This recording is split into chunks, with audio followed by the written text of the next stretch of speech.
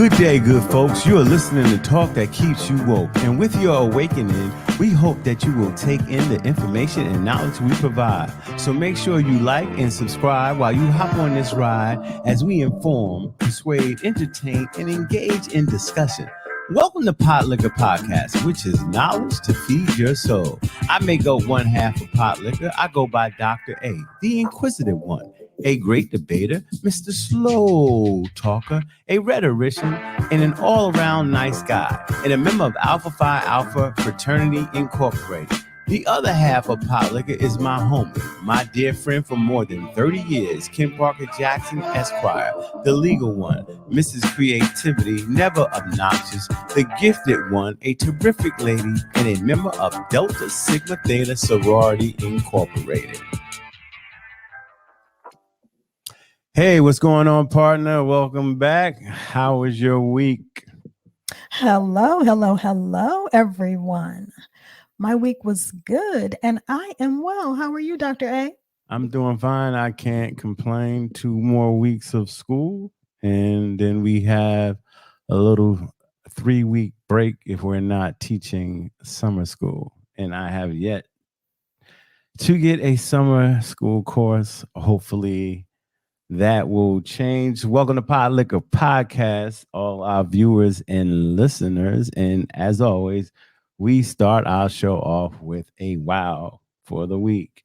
And wow stands for words of wisdom. And today, a little messed up here. Our noses are broad, our lips are thick, our hair is nappy. We are black and beautiful. That's Stokely Carmichael, who was instrumental with the Black Power movement. What I have to say about this is just talking about kind of going against the standard of beauty that America has adopted, which is Eurocentric, which is light eyes, whether they be blue, green, or hazel, white skin, blonde hair, very thin. That is the American standard of beauty. And the closer you get to that standard, the quote unquote prettier you are, or the more beautiful you are. This is a white supremacy point of view, just saying that the white body is superior looking than other bodies. And this has impacted communities of color, because we sometimes do the same thing. With colorism, we favor light over dark, and that's not just in African American community, that's in Hispanic community as well. So I think Stokely said something to let us be proud of our natural selves and the way we look, and recognize that we don't have to govern ourselves by a Eurocentric standard of beauty. What say you? That is indeed true. And, it's interesting, the features that he pointed out with our broad noses and our thick lips and our nappy hair are sometimes viewed as not attractive. However, there are people today that are not Black who pay to have thicker lips and darker skin and curly hair and thicker hips, or a bigger behind, that are generally features of Black people. So I say I'm happy I'm nappy, and I embrace the natural curl in my hair. So yes, we are Black and we are beautiful. I agree. Yeah, so that is Stokely Carmichael. That amazing quote that we should take serious. Indeed we should. All right, and with that said, let us move on.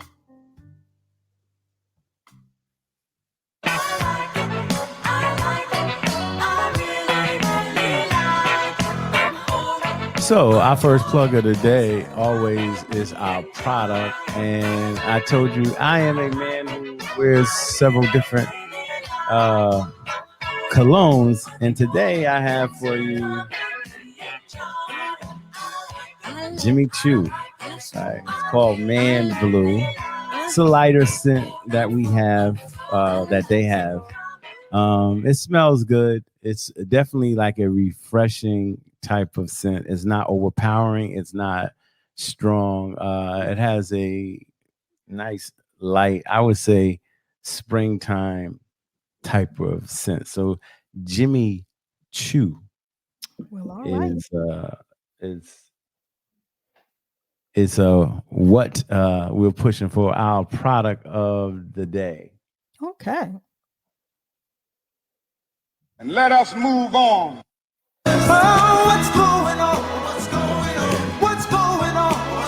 Yeah, what's going on? So what's going on today in our community, or I should say in our nation? Texas is prevalent on our podcast today. I know. As Here it we go. was last week. There's a lot going on in this state where I my reside.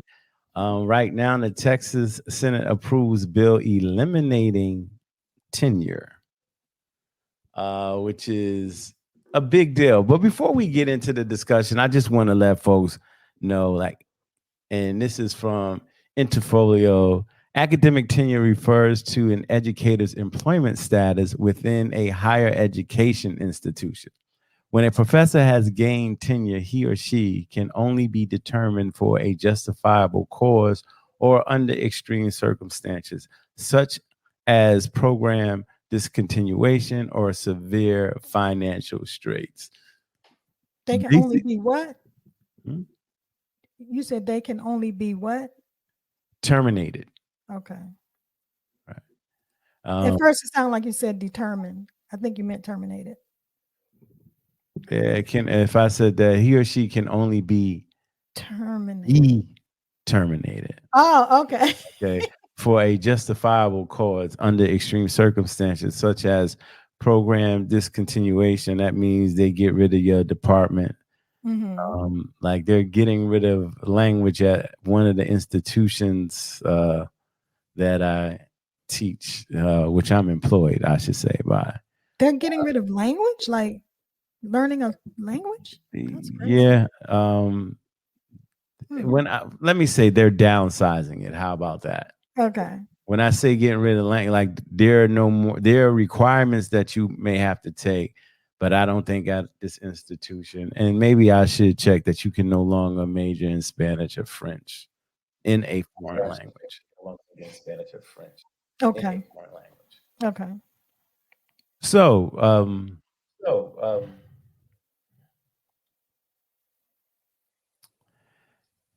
the bill, they're eliminating tenure, but they're doing it for the wrong reasons. They feel that if they eliminate tenure, you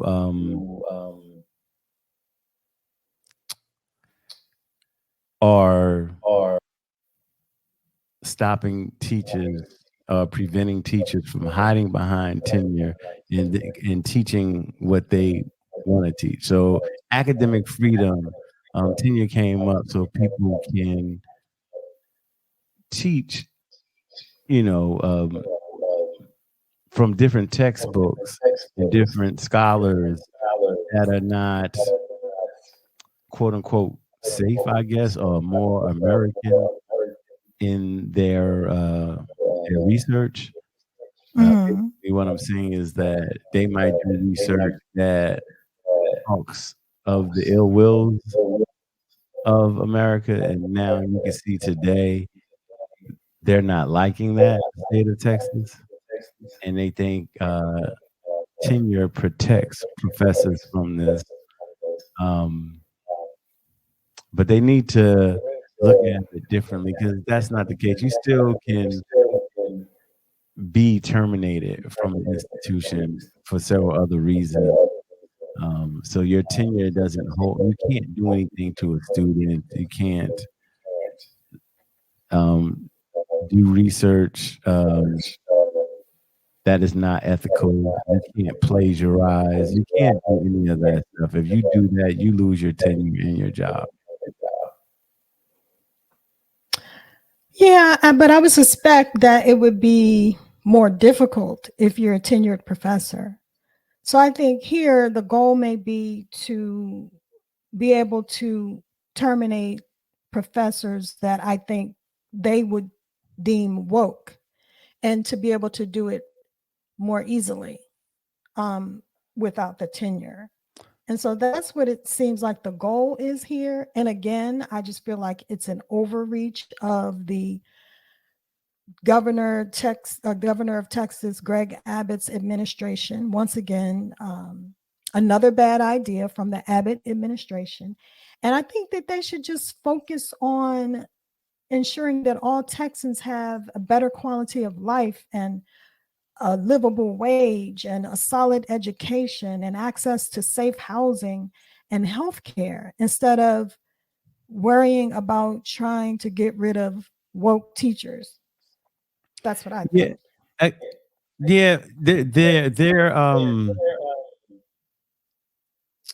people who already have tenure cannot lose it. This is only for new hires. The bill, it's only for new people that come in, and those people that come in and start off teaching now in the state of Texas, they won't be protected by tenure. So they will be at jeopardy of losing their jobs. But again, this is just ridiculous. This really takes away academic freedom. If you don't want us to discuss the civil rights and what happened during Jim Crow, if you don't want us to talk about the horrible things that slavery has done or did, you don't want us to talk about critical race theory at the collegiate level. You don't want America's history unless it's pristine and sanitized to be taught in institutions of higher learning. So that is horrible, I think. Being a professor myself on 2 college campuses, like they said last week, they were trying to get rid of our beliefs, like teaching our beliefs. They thought we were forcing students to adapt to our beliefs. So I asked my students that question, and they had some high school teachers that did that. They said, I had about 3 students that spoke out that when they were doing papers, they weren't allowed to do certain papers that went against their professors. Instructors or professors or teachers that are teaching that way, they really need to reevaluate wanting to be a teacher. Education is about scholastic freedom. Education is about, higher learning, knowledge, gaining knowledge, meaningful knowledge, gaining meaning, but it's not to indoctrinate people into your beliefs. It may be to give them a different way of looking at things. Because like I said, when I talk about white supremacy in my classroom, every time I bring it up, they think about white nationalists, the Proud Boys, and the KKK.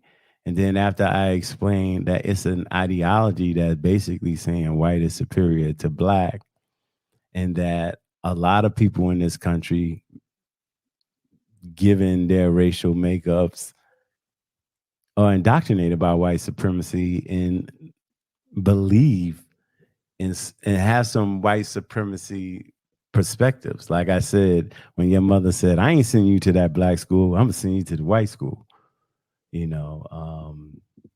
That's usually white supremacy in itself. It's just like white ice is colder and white water is wetter. So it goes on. And so when I explain it that way, they begin to take it a different way, and then they understand, because we're looking at media, the white supremacy that takes place in media, especially when it comes to the standards of beauty. But do you think this legislation will deter professors from wanting to express their ideas freely in a classroom for fear that they may be terminated? I think so, especially new professors coming in. It's just sad that they can't get tenure. Forget about, because that means you're always, and people could say, well, anybody's always at jeopardy of losing their job. But it's different in academia. But yeah, I think people will watch what they say. I think people watch what they say now, And which is harmful to the students. Right. And I also think that it could deter the best talent, or the best qualified teachers or professors from wanting to come to the university if they don't, or if they're not able to receive that benefit of job security through tenure. But then there's, on the other side of that argument, there was at least one Democratic senator in Texas that argued tenure in itself is discriminatory and it's a barrier to entry for minorities. That's his argument. And so he was the one Democrat that voted with the Republicans on this legislation. But the bottom line for me is I just don't think this is a good idea. It's another way for the state to poke their nose in the business of the university. I think this is better left to the university. I think the university knows what's best for it and not the state. So yeah, I understand. And let us move on. Okay. So we go from protecting academic freedom to free speech. And this one it's a difficult topic.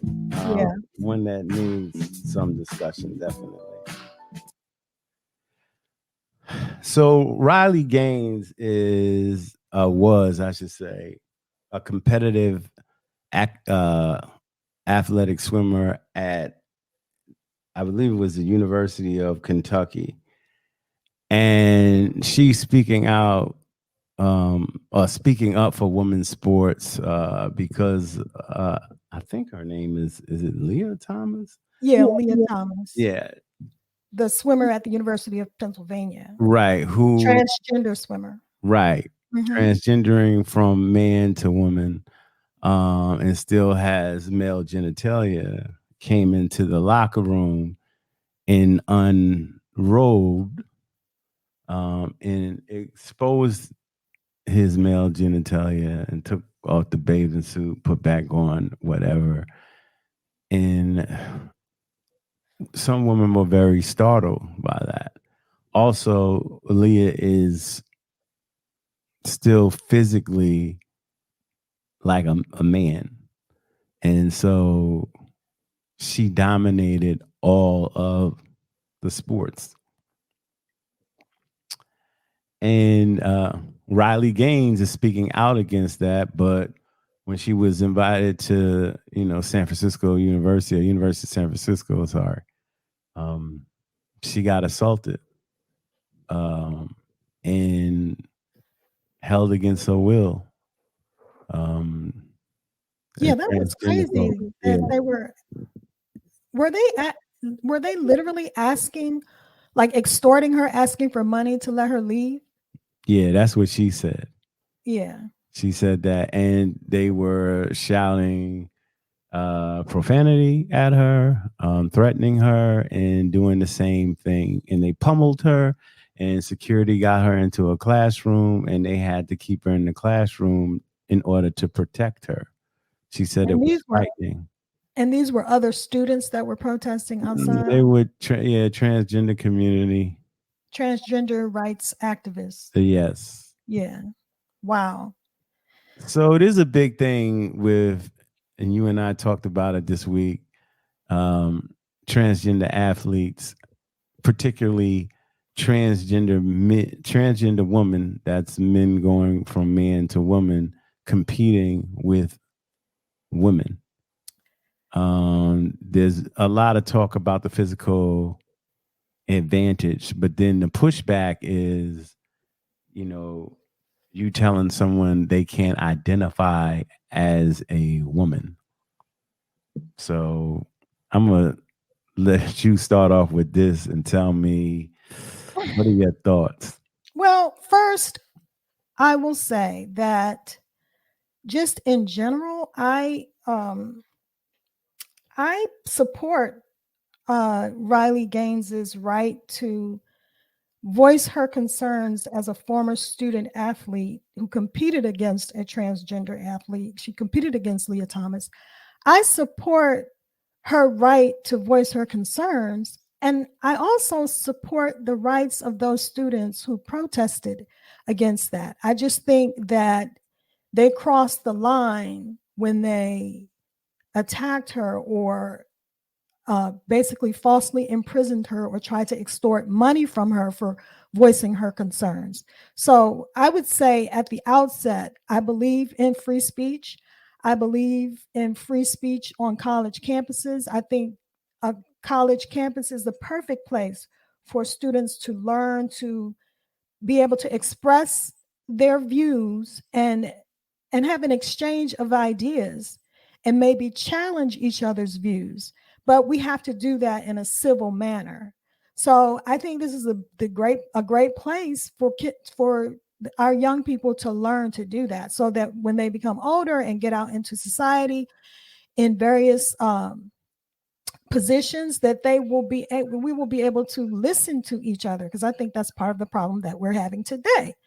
But when it comes down to the issue in particular, I do think that in some cases it's definitely unfair for transgender athletes to compete against certain other athletes. So, for example, with Leah Thomas, I disagreed with her being able to compete in women's swimming, because when she was competing as a man, before she decided that she wanted to identify as a woman, she was not very successful in the sport. But then when all of a sudden she became a woman, which is I have no problem with, and I am a proponent of, if I'm a proponent of everyone being who they are and being that publicly and proudly. However, when she competed as a woman, all of a sudden she dominated the sport.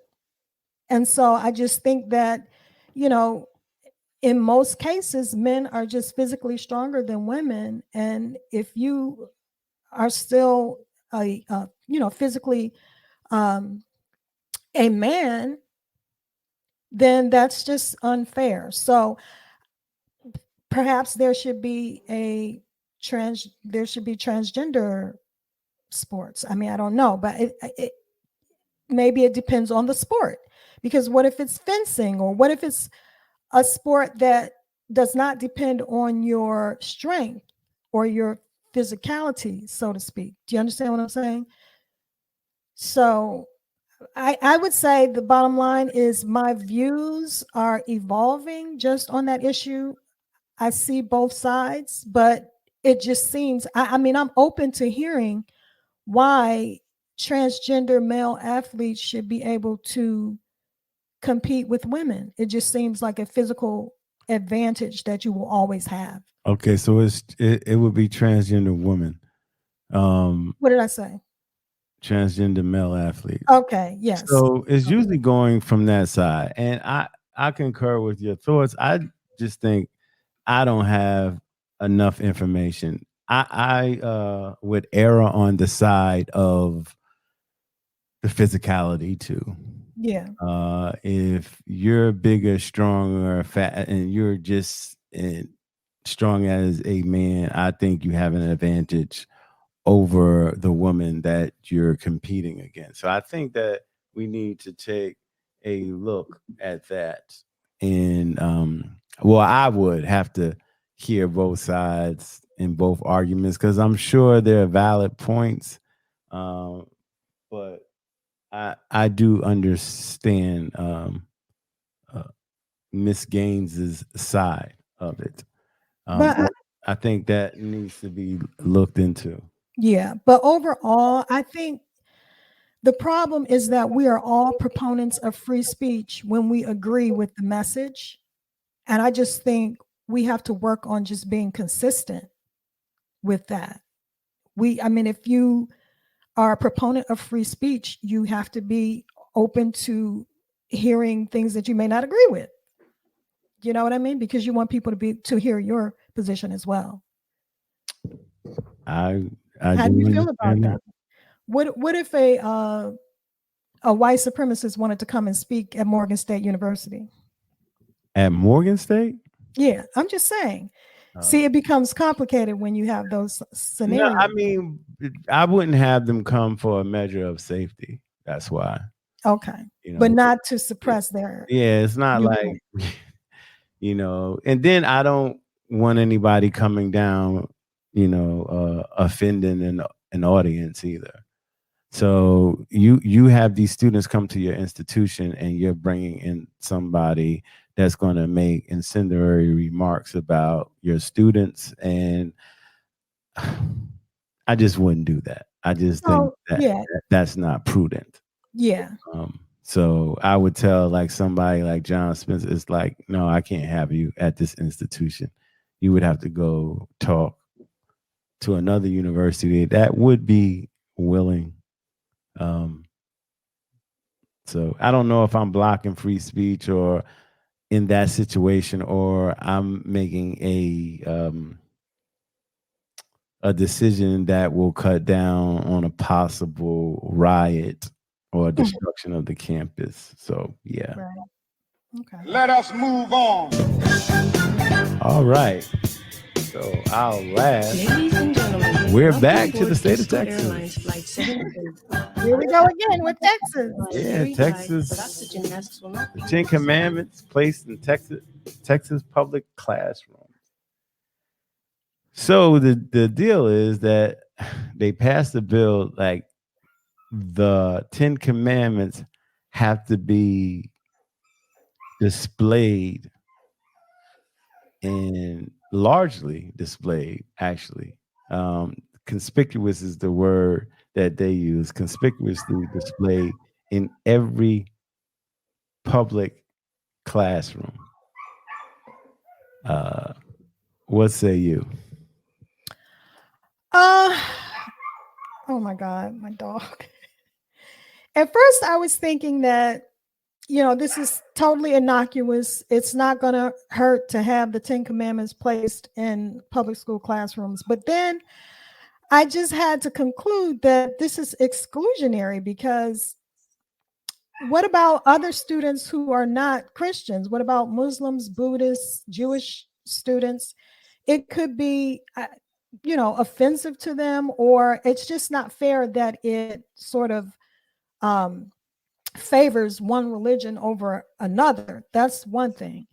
The other thing is that, again, this just seems like, I can't believe these legislators are coming up with this, with these laws that don't seem to actually move the needle on any issue or help solve any problems that their constituents may be facing in Texas. This is ridiculous. Like, who cares if the 10 Commandments, which, by the way, is in the Old Testament. And they consider themselves to be such big Christians, but I thought that Jesus came to fulfill the law. And this is part of the Old Testament. We're no longer under the law after Jesus came and died on the cross for our sins. So I mean, it's the equivalent to me of when Trump held the Bible upside down, or when he was referring to Second Corinthians and instead he said 2 Corinthians. It's like, stop faking like you're this big Christian. Like this is not going to help anything. So, what do you think? Well, let me say this, and I guess we both can come out about this. We both grew up in the church. Yes. Right. So the Ten Commandments was always and has always been a part of our lives. Now, as far as, when I went to college, I learned about the 42 principles of Ma'at, which it seems like the Ten Commandments kind of like jacked 10 of those away from, a different spiritual belief. As a Christian, I'm okay with it. But then like you have to separate, and you told me that separation for church and state is not in the Constitution, and we broke that down. But because of that, I don't think they should display it, because unless you're going to display other religions, and then there are too many religions to display, you'll have a religious wall, and that will be all over the place. So for that reason, I don't think they should post it. I don't find it offensive, but then again, like I said, I grew up a Christian, so memorizing the 10 Commandments was what we did. Now, I do disagree with you when you say it won't change anything. It can change things. People can read that. It can change them. Okay. Well, in that way, I'm talking about. So they have a plausible argument, but it's a faith-based argument. What's the plausible? The plausible argument is that, we need God back, we need God in school. We need God to give us some morals and some guidance. That's their plausible argument. They feel that it will make people maybe not agree with the LGBTQ community. I believe that's why they're doing it. But religion doesn't have religion does not necessarily equal morality. I mean, Christians enslaved Africans. Do you see what I'm saying? So I understand what you're saying, but I know you get what I'm saying when I said they feel like they're going to go back to how things used to be.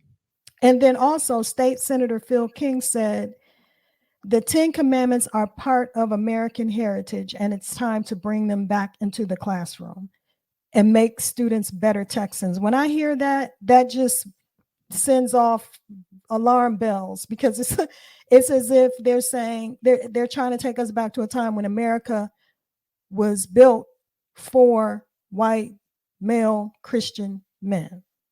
That's really what it is. And so it just seems like it's excluding people. Do you see what I'm saying? No, not on that one. Because like I said, you grew up in the church, so you grew up with the 10 Commandments. How is it excluding you? It's excluding other religions, but we, like it or not, we were indoctrinated under Christianity, and we took it and we ran with it. The Black church is powerful in the United States. It just is. So on the one side, like I said, I don't think it's a great idea, but I understand what they're trying to do. Like I can't bounce on something that I use to govern and guide my life to. And not just me, the majority of my friends that grew up with, they wouldn't have anything to say against the 10 Commandments. Now, we've all evolved, and we don't think people should be persecuted because they're not a part of our religion. I never was that way. Like, if you believe in something else, then you believe in something else, and I wouldn't disrespect your religion. It's just like when the Jehovah's Witnesses come to my house, I let them in. I don't have a problem talking about God. We sit at the table. I'm not joining your Kingdom Hall because I already have a church. But if you just want to talk about Christ and you want to talk about the Old Testament and New Testament, I'm okay with it. That's why I said the 10 Commandments, I look at it as not so much of a harmful document, but you made the statement first, and I agree with you. What about other religions? And what about people who don't believe in Christ or religions or faith or spirituality at all? Right. So for those reasons, I think it should not be up. And then also, what about kindergartners or first graders reading thou shalt not commit adultery or covet thy neighbor's wife and wanting to know what that is? Maybe their parents aren't ready for them to learn about that. I don't know, but I wouldn't care it's if just my problematic to me. first grade, if my first And grader then knew what adultery well, was. that's you. But then the other thing is I would bet that those children would rather have the government do something about these mass shootings in their school as opposed to That's the straw man argument again. You go well, a I'm different just route. that's Like, so, just pointing out how ridiculous this is. Just because you put the commandments, All problems. just because you put the commandments in in the classroom doesn't mean that you're not for the government changing policies about guns. I'm just suggesting that there's a better use of time in legislation. I don't think this is. That's it. Yeah. Hey. And let us move on.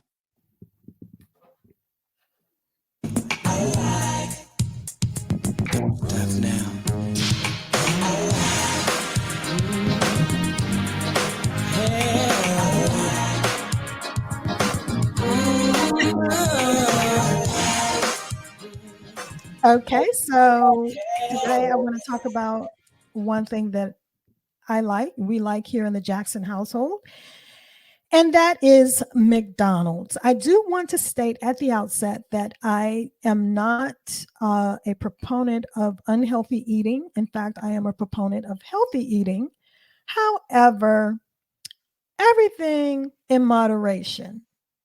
Okay, so there is no substitute for McDonald's fries. And let's just say there are only a couple of things that I actually enjoy from McDonald's.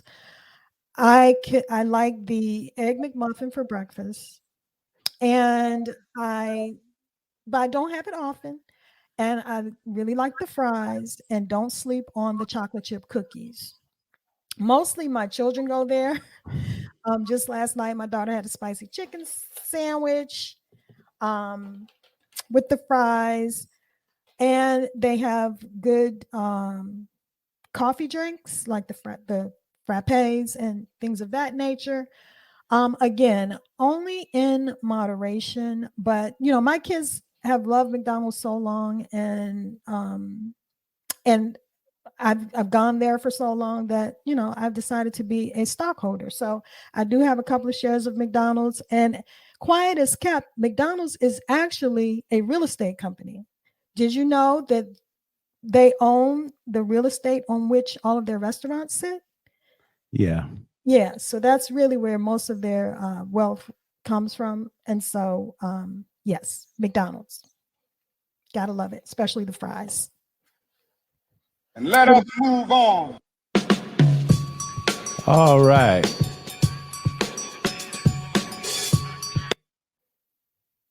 Let's do that again. And let us move on.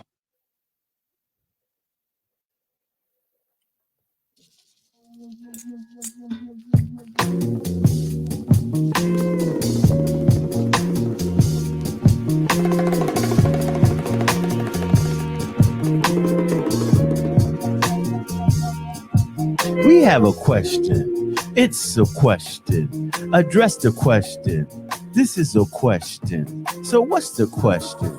Answer the question.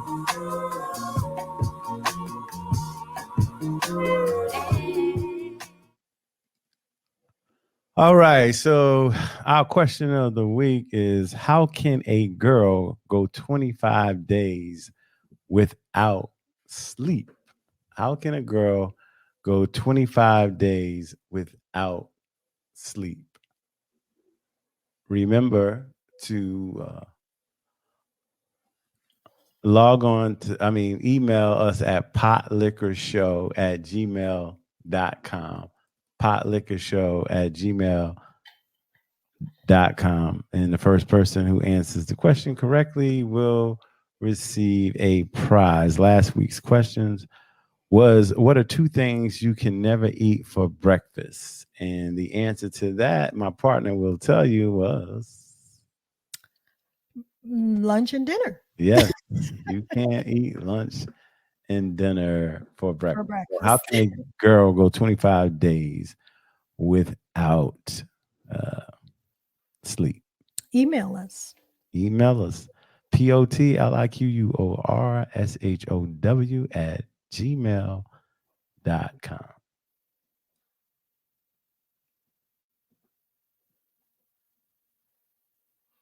And let us move on. All right.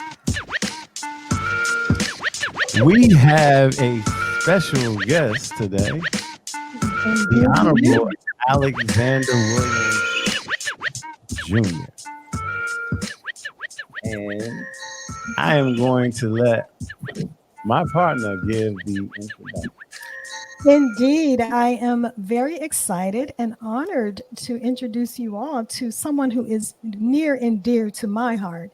And you would have to Google him to get his full biography, because we could literally spend the rest of this podcast outlining all of his accomplishments and his credentials. But I will sum it up to say, he was the state's attorney for Prince George's County, which is the top prosecutor in our county. He was appointed as a federal judge by President Clinton and was a federal judge for 20 years. He is a minister. He is a law professor. And he is most recently the executive director of the Alexander Williams Jr. Center for Education, Justice, and Ethics. He's done just about everything you could think of as a distinguished attorney and jurist. And he also officiated our wedding. So this is someone who is near and dear to my heart. He is a mentor as well. The Honorable Alexander Williams Jr. Welcome to our podcast, Judge Williams. How are you? Thank you, Kim and Dr. A. It's just a joy to be with both of you today and your listeners. I enjoyed the discussion earlier on the freedom of speech under the First Amendment, and that whole atmosphere about trying to erase history and trying to remove critical race theory out of the classrooms. I heard that. And also I enjoyed the discussion of freedom of speech, and then the establishment clause of religion, that again, you cannot establish in the name of the state a particular or favor particular religion. So that was of course interesting, and it's certainly hot button discussions these days about transgenders participating in women's athletic events, and it also carries over to bathrooms and that sort of thing. So you all's discussion has been very, very interesting, very timely. I enjoyed it. Oh, good. That's great to hear coming from you. And of course, you would be qualified to speak on any number of issues. But today we kind of wanted to focus on sentencing, and in particular mandatory minimums. And I know you have a lot of experience with that as a federal judge, presiding over about 1,000 criminal cases, and 200 of them approximately dealt with mandatory minimums. Is that correct? Yes, I had a number of cases as a federal judge, and I enjoyed my 20 years as a federal judge, and the only downside, the only part of that judicial experience I didn't like was sentencing, and that's because of the mandatory sentencing guidelines that essentially took the power away from judges to take into consideration the unique backgrounds and characters of individuals, and gave the power to prosecutors who had the power to determine what people would plead to and how to manipulate the sentencing guidelines. So I did like that aspect, but we did the best that we could under very difficult circumstances to try to still do justice. Right. And as you know, Kim, I have gone around the area trying to talk about eliminating mandatory minimum sentences and this 3 strikes you out stuff and all of these enhanced sentencings. All of these things were unfair because they discriminated against people of color. And as you know, under the crack cocaine versus powder cocaine, it was a big discrepancy in who got what. And most of the people that are sentenced long periods of time were Black young males who were involved or allegations of crack cocaine as opposed to powder. And of course, the listeners probably know the difference between crack and powder is that white people's choice of cocaine was powder, whereas Blacks tended to increase the profit. They cooked it Right. using baking powder and turned it into a crystal. And the sentencing authorities made a distinction between powder and crack, which made no sense at all because it's all the same. So yes, sentencing guidelines, mandatory sentencing guidelines are awful. I spent 20 years pretty much under it, and I'm pleased to say now that the Sentencing Commission, after so many protests and advocacies, they've now loosened that a little bit, given some of the judges, federal judges, a little more authority and discretion to deviate from those guidelines. And then they have other things such as compassionate reliefs and second chance legislation and that sort of thing. So it's a lot going on, but it's still too many individuals who are incarcerated who are predominantly African American, and that's a real crisis in this country. Okay, so you touched on an issue that I've been talking about a lot. I'm 54 years old, and I grew up in New York, and I grew up in what I would call a financially impaired neighborhood, right, where that type of activity went on. And I also worked for Channel 2 News when those protests were going on. Now, I would have to confess that I didn't like the fact that there was a discrepancy between the crack and the powder. But I would ask, people when we had these meetings, what would you change? Would you change it and make sure like the people who were using the powder sentence increased to match those with crack, or would you had eliminated that mandatory minimum altogether? Well, it's a great observation, Dr. A, and that observation was made all over America, in Chicago, and Detroit, St. Louis, and so forth. And it just seems to me, first of all, there was a 10-to-1 discrepancy between sentencing for cocaine powder versus crack. So you certainly should have eliminated that. But I felt overall that the drug laws were just too stiff, period.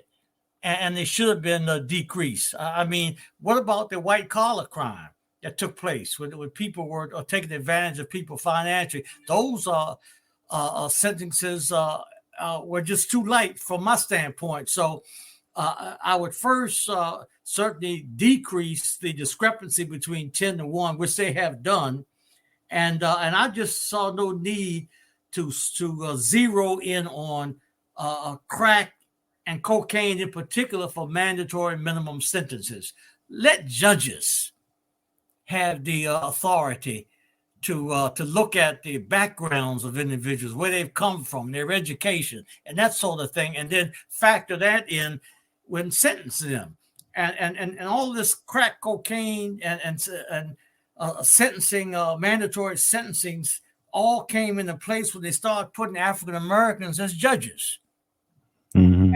And they took away, as I said, the power and authority of ordinary people who grew up in these neighborhoods from considering the background. I was on the panel just yesterday at the Department of Justice, myself and the guy who I sentenced to life imprisonment, Evans Ray, because he's a 3-time convicted person in drugs. He had some bad judgments, poor judgments when he was a youngster, but they were 2 convictions in state court. Then when he got to my court, he was convicted, and that was a 3rd time, and he got life. And in the federal system, there's no parole in life. And so I continued to write on his behalf. I made a statement at sentencing that he should not have been given life. And then ultimately, I sent a letter to President Obama, who gave him clemency. And after 12 years, he was released. And so he and I have been moving around the area talking about the elimination of mandatory minimum sentences, which is my passion. So it's sort of my passion too. And like I said, I'll go back. I was having people look at me funny when there were discussions about this when I was at a forum. So this is some of my take on it. One, I know a lot of Black pastors were in favor of the mandatory minimums because during the 80s, when crack came out, it devastated Black communities, and drug dealers were not kind. They held communities of color hostage. They threatened them. They killed them. They sold crack to a lot of Black people, and those Black people had families, and those family people were not supporting their kids. These kids suffered through nutrition. So there was a lot of devastation. And I got sick and tired of people crying for these Negroes that's devastating our community. Why? I was in that community. So my take was a little different, like the 3 strikes. And I'll just come out. My brother had 2 strikes. He was going to get 3 strikes. And I just told Kim prior to the podcast, you got 1 strike. They said, hey, don't do this again. You got another strike. They said, hey, don't do this again. You got a 3rd strike. You gone. These criminals are smart. They know the 3-strike rule. So why are you still doing what you're doing, brother? Right? They caught you once, they let you go. They caught you twice, they let you go. So make it a 4 strike or make it a 5 strike. If it was a 5 strike situation, I still think a lot of these guys would go to jail, right? And so the excuse is like, okay, they African American, they from poor neighborhoods. Believe it or not, there were more kids that went to school and did not do those things than kids that did. And I get it. The socioeconomic system in this world does not favor Black people. Employment does not favor Black people. I get it. But I was telling people that I grew up with, y'all Negroes trying to take the fast route to get somewhere.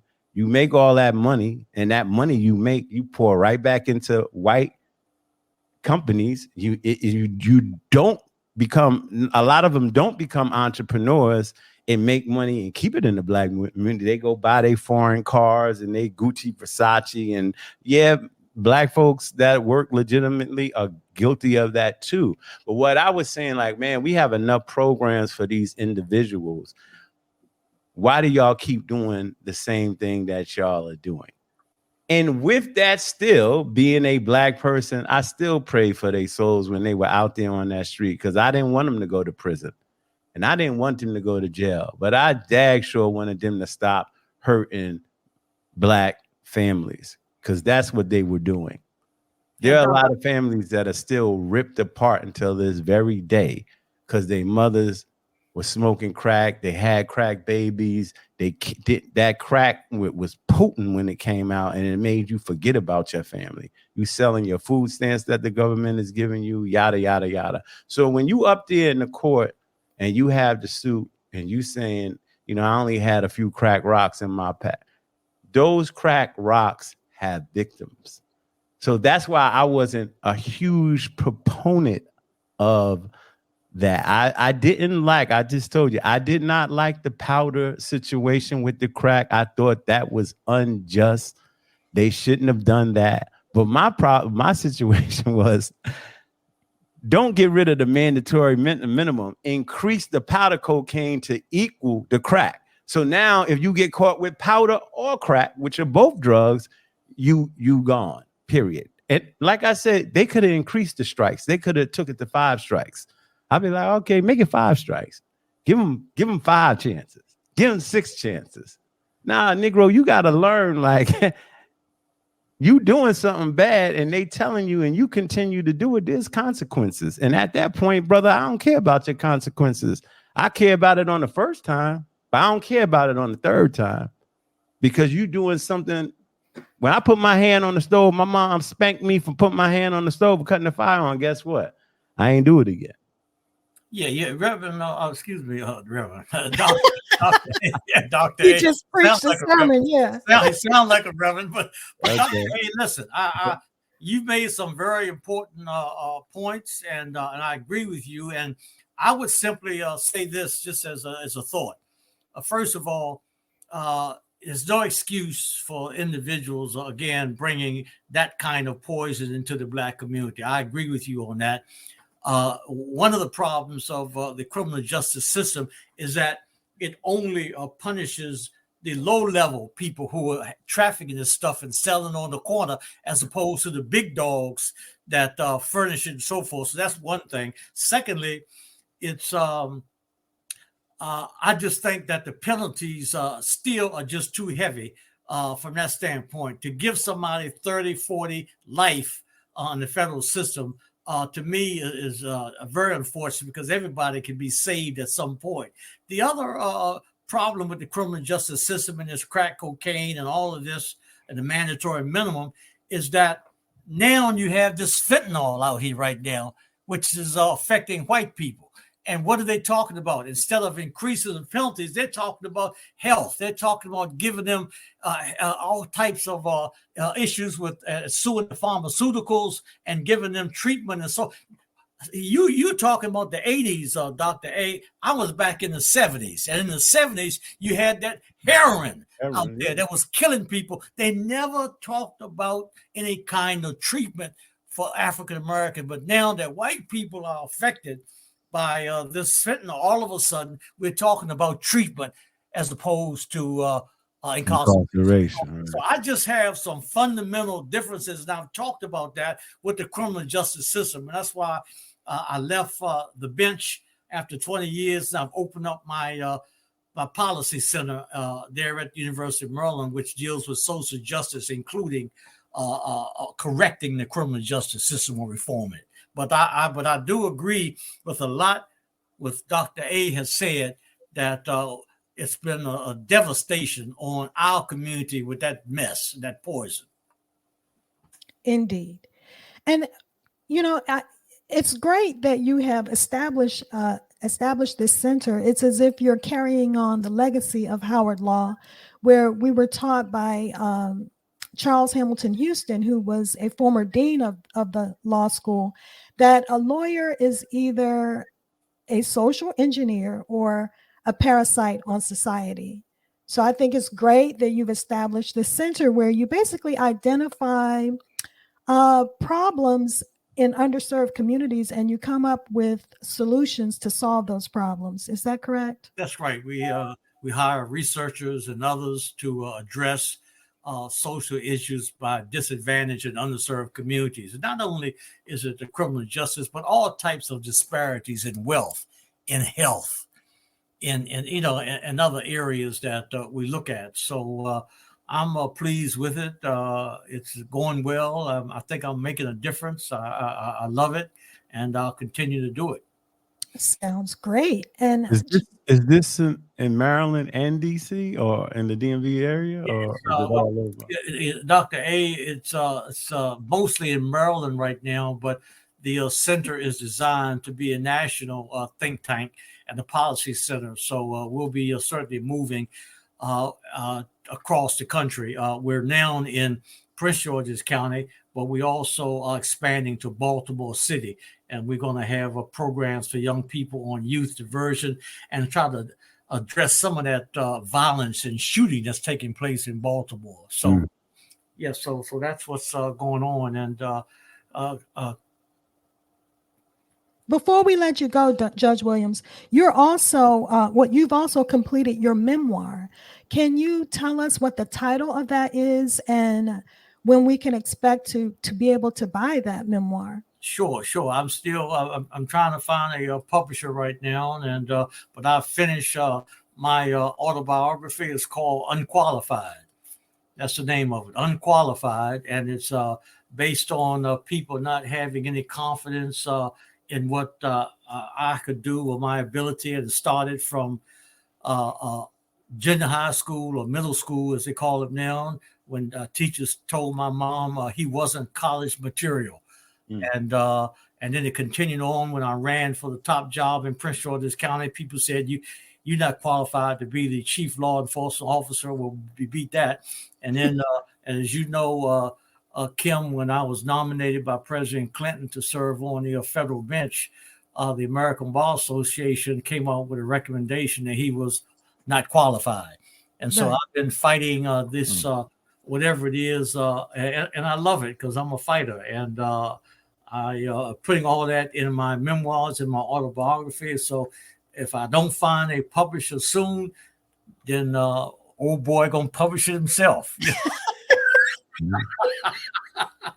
And I will buy the first copy. Yes.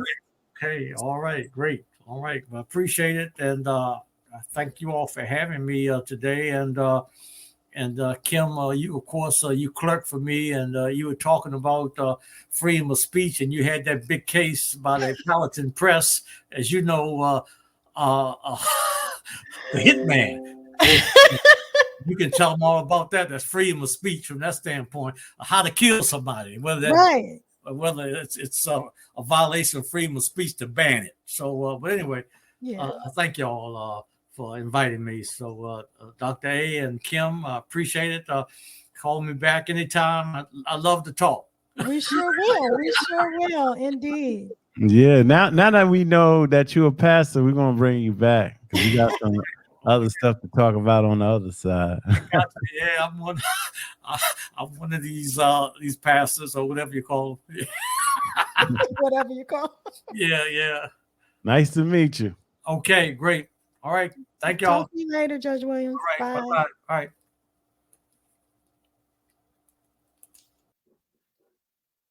I love him. I see. Mm-hmm. And let us move on. Blackness, keep on. Never say die, keep on. Blackness, keep on.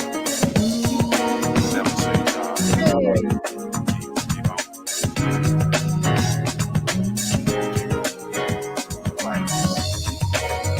So I just always want to hear the rest of that song every time I hear the beginning. You kind of forget about what you need. I know, exactly. That is literally my favorite song. Okay, so today we want to talk about Dr. Alexander Thomas Augusta, our little known Black history fact. Alexander Thomas Augusta was the first and one of 8 Black surgeons who served in the Army during the Civil War, and he was the first Black professor of medicine in the United States. He was born on March 8, 1815 in Norfolk, Virginia. In 1856, he earned his medical degree from Trinity College at the University of Toronto in Ontario, Canada, because he was not allowed to go to medical school in the United States. It was in 1863 that he became the Army's first Black doctor and the first Black hospital administrator in United States history. In 1868, he became the first African American to be appointed to the faculty of any medical school in the United States when he became a professor of medicine at Howard University Medical School. Dr. Alexander Thomas Augusta, our little known Black history fact. Hey.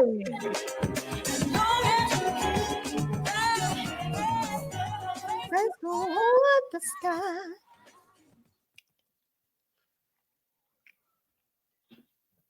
All right. And let us move on. Oh, hell no. Oh, hell no. Wait. Wait a minute. Well, let's go with the all hell no. Okay, All right. let's do it. All hell no is 84-year-old Andrew Lester who shot and killed Ralph Yarl, a 16-year-old Black boy. No, he wasn't killed. Oh, I'm sorry. Who shot? Yeah, he actually is still alive. Yeah, Thank God. So the 84-year-old man, and I forgive me, family, on that. Yeah. The 84-year-old man shot him. He, young Ralph, went to the wrong house, and Andrew Lester said he saw him at the house, and he picked up his shotgun and went to kill him because he thought he was trying to break in. But I think, didn't he continue shooting him? He shot him twice. He shot him once, and some people could argue, oh, it was a mistake. No, I don't think it was a mistake in any form or fashion. But then he shot him again. So it was a mistake. You said what? Lester didn't say it was a mistake. Well, no, he didn't. But this story has dominated the news this week, and a lot of people were arguing that, oh, it could have been a mistake. You see what I'm saying? But there's no way it could be a mistake. If you shot somebody in the head, they drop, and then you shoot them again. That's very intentional. So, yeah, this guy, out of control. And then his family even admitted that he is a white supremacist, basically. And he, follows Fox News, and he believes in all of these crazy conspiracy theories, including QAnon and all of that foolishness. So, yeah, I mean, he was waiting for his moment, I think, to do this. And this, he probably thought this was the perfect opportunity to take advantage of that. In rural Kansas, I think this happened. So it's out in the middle of nowhere. And this boy was just going to pick up his younger twin brothers from a sleepover and went to the wrong house. Was it rural or was it Kansas City? I thought it was rural. Okay. But I could be wrong. But at any rate, and he went, he went to the neighbors to try to get help, and several people refused to open the door. But I found out after the fact, because I do watch TMZ. And on TMZ, they interviewed one of the neighbors, and she was saying that when they called the police told everybody to stand down, get away from your doors, get away from your windows, because there's an active shooter. They got a call that there was this shooter. And so they were actually instructed not to answer the door, not to open the door. So, I can understand how people would come down on the neighbors saying that they wouldn't even help an innocent child. But now that we know more, we see why people didn't come out. But fortunately, people didn't listen, and they came out anyway and rendered aid to him, and he's still alive, thank God. Yeah. But this was just awful. I mean, why would you come to your door with a gun anyway? I mean, I'm sure he gets Amazon packages and stuff, and I mean, are you going to pull a gun on the delivery person? Yeah, I mean, his mind was working one way, and that's how he operated. Exactly. So shame on him. He got to go. And let us move on.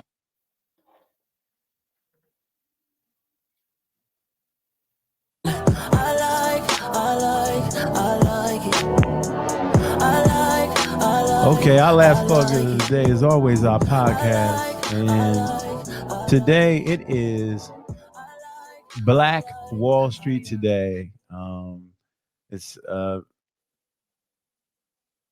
it's Black Wall Street Today, hosted by Blair Durham, and it's really a hub for Black entrepreneurship. Is related politics, news, and events.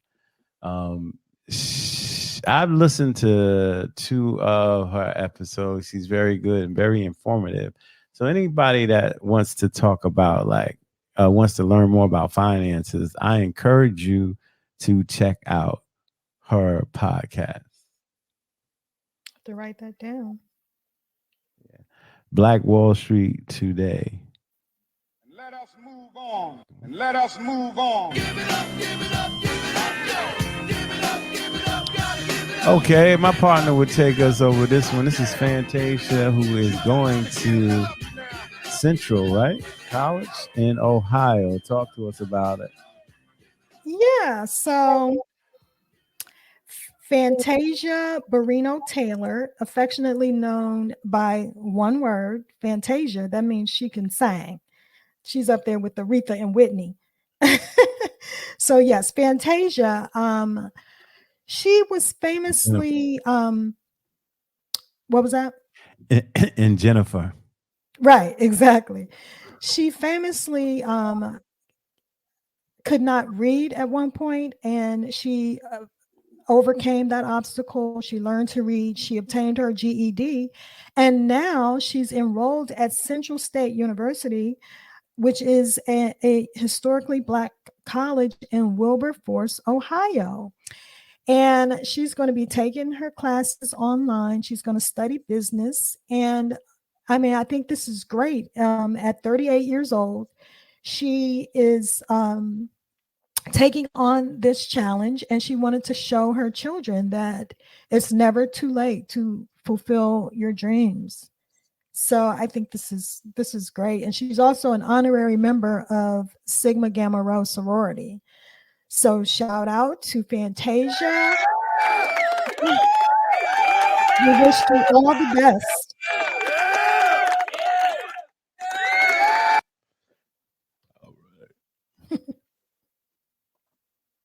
All right. So let's wrap up today. All right. That was episode 16. And our plugs for the day were Jimmy Choo, McDonald's, and Black Wall Street Today. Our words of wisdom came from Stokely Carmichael. Our nose is broad, our lips are thick, our hair is nappy. We are Black and beautiful. Our 3 what's going on today was Texas Senate approves bill eliminating faculty tenure. Free speech is under attack. We talked about Riley Gaines and protecting women's athletic events. And then Texas, the state of Texas, once again, once the 10 Commandments conspicuously posted in every public classroom in the state of Texas. All right. Our question of the week: how can a girl go 25 days without? A little known Black history fact was about Alexander Thomas Augustus, or Alexander Augusta Thomas.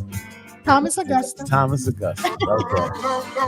All hell no went to Andrew Lester for shooting Ralph Yarl.